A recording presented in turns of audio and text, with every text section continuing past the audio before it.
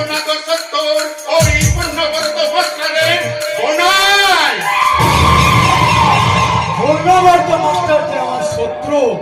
একটা তোমায় কে বলেছি? রাম কয় কি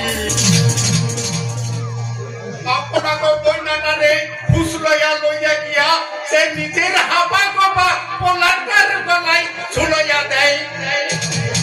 আপনাকে সত্তর হইব না তো কি মিত্র হইব? তাছাড়া কানের কাছে দিন রাত যা শুনতাছি আমিও তাই কইছি।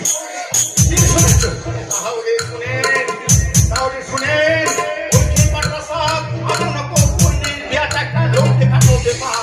আসল কথা ওই পূর্ণবর্ত মাস্টারে আপনাকে বইনের ভোগ করতে চায়।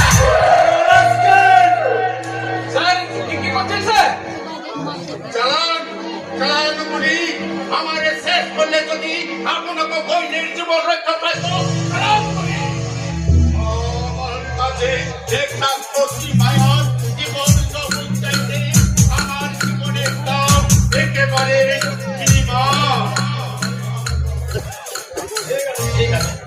তারপরে সংবাদ বল।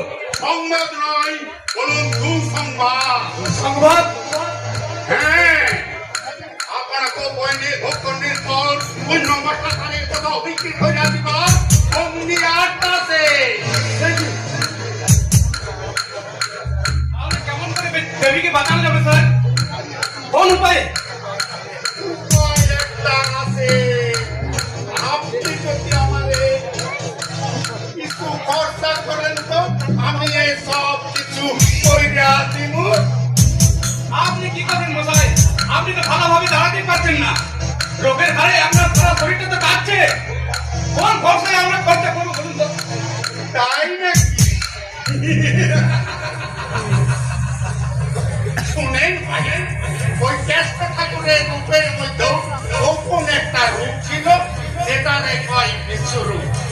দরকার করলে তবে সে সেই রূপটা প্রকাশ করত। এমনি আমারও ভাইয়া বিশ্বরূপ অর্থাৎ ওই